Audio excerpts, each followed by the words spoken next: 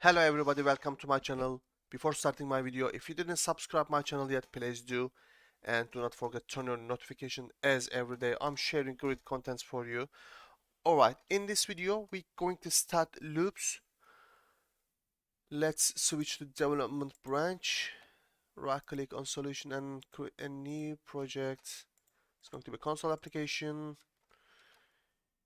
youtube.c#.loops.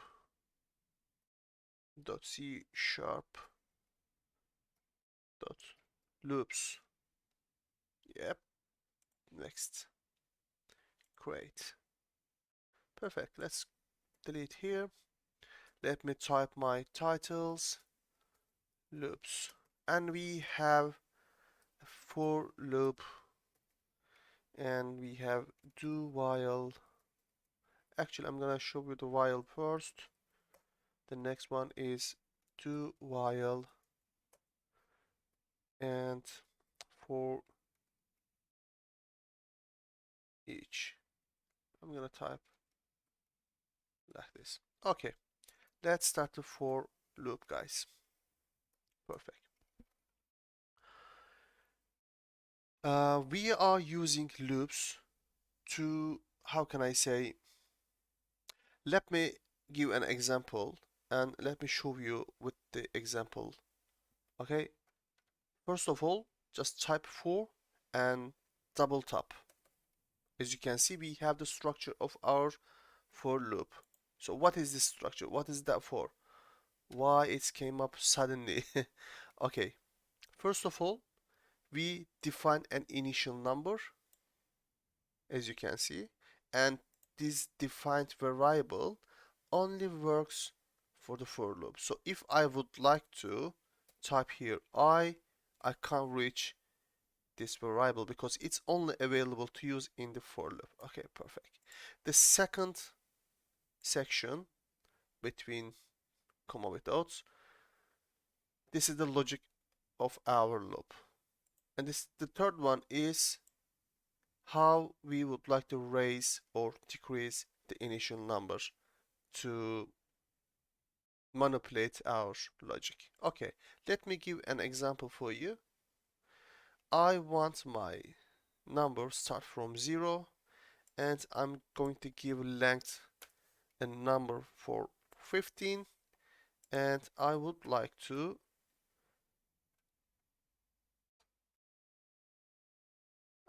print all the numbers continuously to my screen. First of all, I'm going to build the application and I'm going to put a breakpoint. I'm going to explain step by step.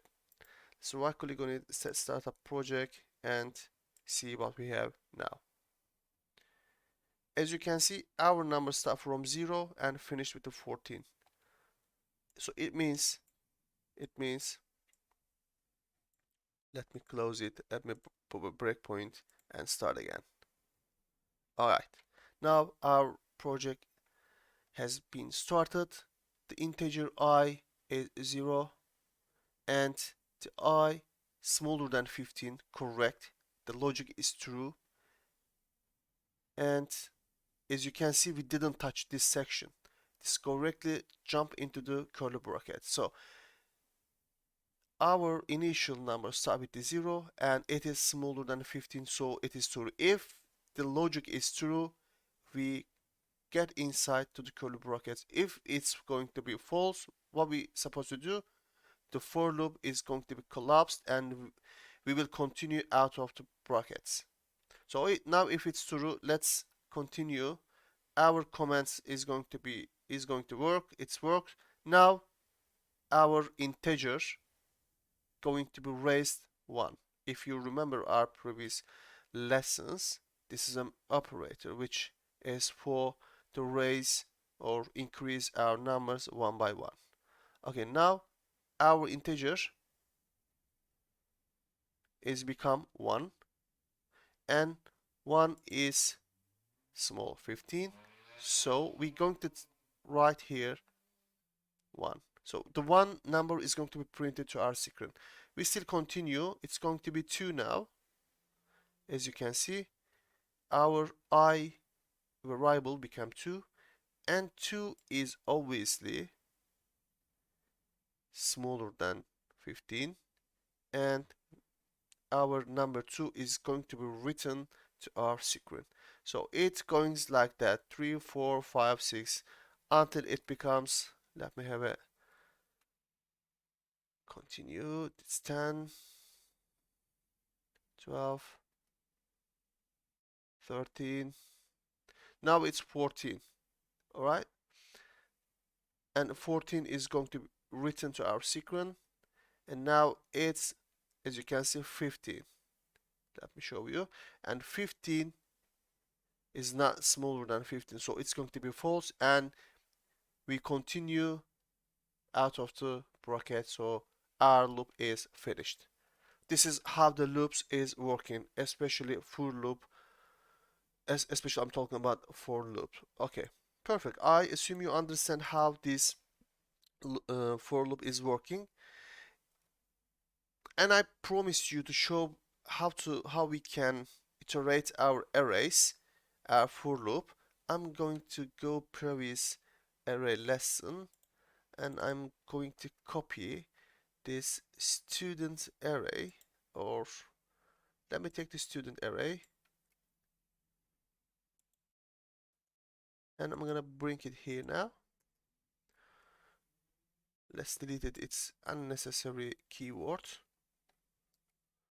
Now I'm going to create a for loop again, double tap.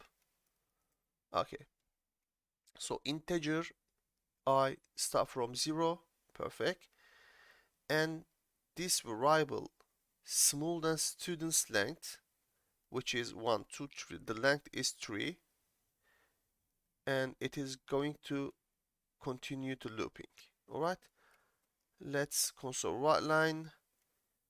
I want my application show me the name of student each time. All right, when I click the run button, I will see all the name of my students. As you can see, Michael, Bob, and Amanda. Perfect. So let me put a breakpoint here and see how it's working. All right. The variable is 0, and the student length is, let me put it here, the length is 3 because we have 3 students, and the students I variable is 0, and our application shows us student 0, which is Michael, and student 1 is Bob, student 2 is Amanda. This is how we are using arrays in for loop. Perfect. I'm going to stop the application now. Alright, I'm going to continue with the while loop.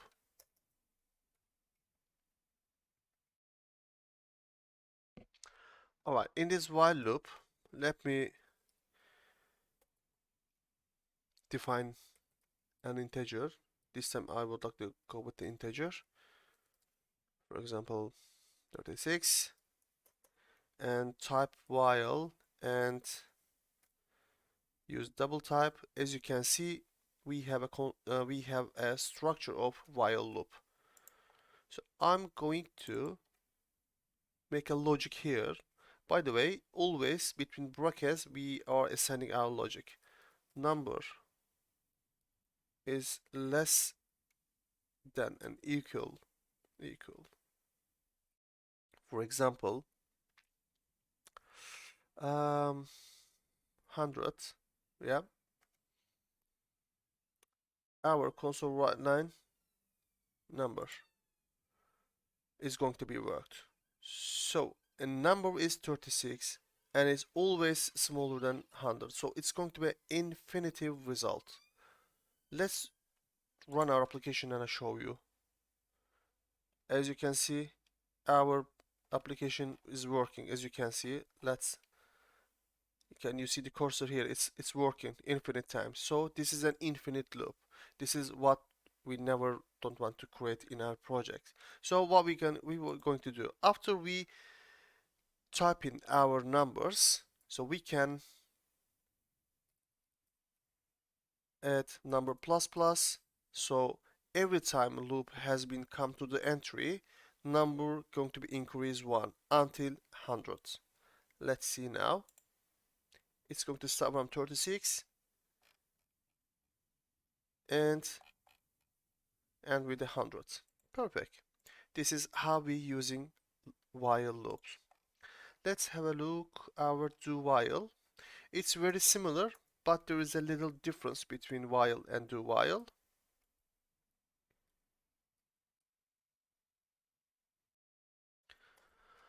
Alright, let's type do and press double tap. As you can see, first we tell our application to run the command for the first time, then run the logic and check is it true or false. Alright, perfect. Let's type console write line number here. So if I add my logic here again, it is going to be an infinite loop again, right? Let me I'm going to make a comment this section not to confuse ourselves for nothing, and here as well, because I'm using this integer here. All right, let's see what we're going to have now. As you can see, we have an infinitive result again. Okay, let's stop it. This is what we don't want again, never. All right, what if I say here false? Even if your logic to false directly, your first command will be work. We're going to see in on our sequence 36. As you can see, 36. Let's go back our while command. Actually, I'm gonna copy it here. I'm gonna keep it for you. Let's type it false, and you will understand the difference between those two. We got nothing. Let's have a look. We just want 36 because, let me put a breakpoint here. The the difference between do and while, do while run the application just once, 11. We didn't check any logic yet. It's running right now, and the result is false. It's gone. We have 36 as a result in our screen. But when it comes to the false, it first check the logic. If it's false, and it's gone. We have nothing in our hands.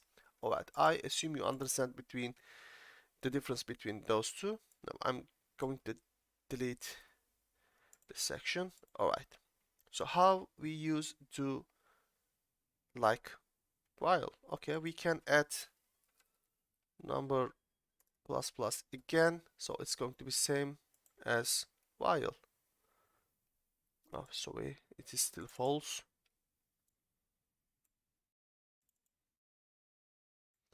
Let's see the results.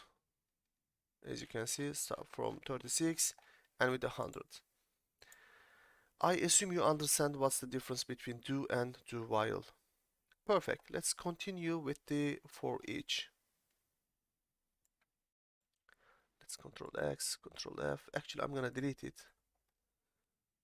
Let's delete it as well. All of them will be comment. Perfect. All right. Let's continue with the for each. All right. I'm gonna bring my students here again. Guys, for each is, how can I say, much more listing and iterating our list or arrays. Okay, let's type here for each, double tap. This is our structure of for each. Okay, so we are creating here a variable. It is using var because it might change. How can I say? It might be, for example, a class, another list, a collection. So this is a common variable. If you remember our previous lesson, it detects automatically our data type. But you can assign like this. It won't be a problem. No, sorry, string an item, because we are keeping strings in our string array. This is the string array, as you can see. This is the string item. Okay, I'm gonna use the var again. So we are assigning a variable which represents each item in our array. As you can see, this is like in English, it's easy to understand. This is our array, I mean list. So we are listing each item in our list, we can say basically. All right, so let's type our right line and just type item here. And once we run our application, we're going to see each name of our students. Michael, Bob, and Amanda. Perfect. But there is a difference in this for each. We're not able to change our data in for loop. Okay, for each loop, sorry. Let's type item is going to be, for example, Hassan. As you can see, we got an error message here. Let's have a look. Cannot assign item because it's a for each iteration variable. As you can see, we're not able to change them.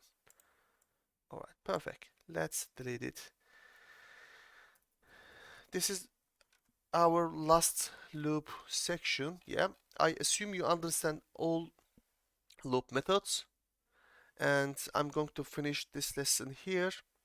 Next lesson is going to be about a sample. Actually, I'm not going to create a new sample. If you remember, we created an application demo a couple of lessons ago. I'm going to refactor it. We're going to use our new knowledge in this application, and we're going to make it much better. Okay, let's commit our changes. Loop lessons. Let's commit all. We are in development. Perfect. Save and commit. Let's go to the branch. Let's switch to the main. Right click on development, merge dev into the main. There's no conflict, merge it. Perfect. Alright guys, I'm going to finish this lesson here. If you crash the like button, I will be really appreciated, as it really motivates me for future projects. And if you have questions, do not forget to drop comments below the video. Don't forget, I'm always here for you guys. Take care of yourself. Bye bye.